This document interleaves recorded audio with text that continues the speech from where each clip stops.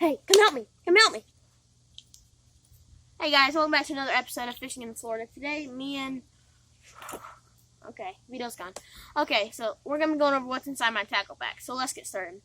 So the first thing we have is a Lunker Hunt prop frog. This is really good bait to have in tackle box. Trailer hook on it. Has a trailer hook and two of these prop legs that pick up bubbles and make a lot of motion for the bass to get attracted to. We have a jitterbug right here. They still make these, but this is one of the older ones. And then we have a bunch of unknown brands frogs. We have a bunch of random little frogs, hollow bellies, a bunch of different colors. We have a yellow and white one, a white and green one. We have a black one, and a black and tannish and orange color. So that's all we got for frogs. I know I don't have a lot, but I don't really fish frogs that often. Now we have, in my crankbait box, we have a mess of what we have.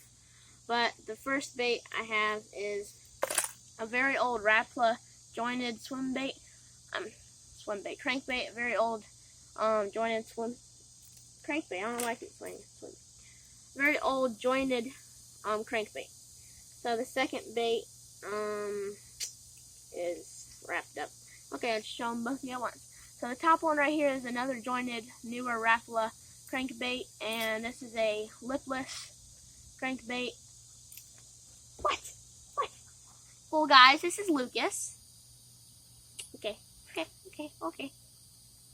So, thanks for that, Lucas. So this is another lipless. Rattle trap, lipless crankbait, rattle trap, and this is in shad color. Then we have a KVD crankbait, and this dives about 5.5 foot. It's in bluegill color. So that's all oh yeah, can't forget the cricket. Then I have a Rebel cricket and just normal grass cricket color. So that's what I have in my crankbait box. I don't fish hard lures that often, so I don't have a lot in my tackle boxes. Here in this one, I have I'm sorry, I don't know the brand of this one, but this is in Tennessee River shad color. A big, I think it's an ounce or 2 ounce swim bait. So that's a really nice swim bait to have on hand. Then I have a Mighty Bite swim bait. This is in bluegill color. And then I have a cheap, really cheap, small, I think this is a Berkeley swim bait in baby bass color. Honestly, I don't think that looks like a baby bass.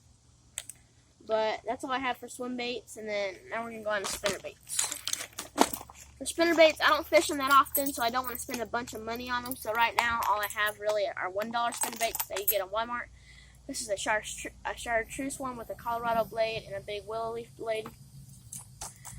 We have another chartreuse one with a big Colorado blade, a black one with a Colorado blade, and then we have a red one with a Colorado blade and a willow leaf blade. So that's all I have on my hard bait selection. Oh, we got one more. This is a KVD tournament series spinner bait. It has two big willow leaf blades to really get that water moving. And this is an older one, but it's still a really good bait to have. So now we're gonna go into hooks. Now we're gonna go into hooks and weights. Now what I normally use is Texas rig. So here I have a 5/0 extra wide gap hook, and then I have some for bullet weights. I don't want a very heavy bullet weight because the ponds I fish aren't too deep, so I really want that bait to fall as slow as possible. So I have a 1/16 ounce lead bullet weight, and I don't use tungsten because what's the difference between lead and tungsten? About 20 bucks. So I don't use that. Now we're going to go into my favorite part of my tackle bag, and that's soft plastics. So right here I have some big baits, some big bait craws. These are the Pro Series in red and blue flake. This is a really good color, and I usually put that on the back of a jig, or sometimes I'll Texas rig it. Now I have some Strike King Senkos. I don't normally use Strike King. I usually go with Yum or Gary Yamamoto, but that's what they had right then, so I just picked up a pack. Here are this is in green pumpkin and red flake. Then I have some Zoom baby brush hogs in California color. I guess this is the color of California. So yeah, it's a good little baby brush hog. Then I have some Zoom super salt trick worms. These are great. I usually use these for wacky rigs. And then I have some Zoom Old Monster red bugs and Old Monster 9-pack 10-inch in red bug color. These are great. I usually throw these Texas rig, and for the summer, I use these in the summertime. I've got the exact same thing, except it's in red seed color, and this is a really good color to use, especially when I'm hitting the pads. I like to let that thing fall down as slow as possible. Then I have Guggen Baits Trench Hog. This is, I'm sure all of y'all have heard of the Guggen Squad and Guggen Baits. Great company. They're fishermen, so it's designed by fishermen for fishermen. And this is really good bait to have. I like to hit the pads with this and brush piles, and I'll throw it weightless just so it'll fall more naturally. And the last bait is the Guggen Baits Bandito Bug. This is an Alabama craw. Pull one out for you. So you can do almost anything you'd normally do with a craw type bait. It's really small and compact, but it puts out great action in the water. And this is in Alabama craw. So you can flip it, pitch it, do almost anything you want with it. So yeah, thank you for watching another episode of Fishing in Florida.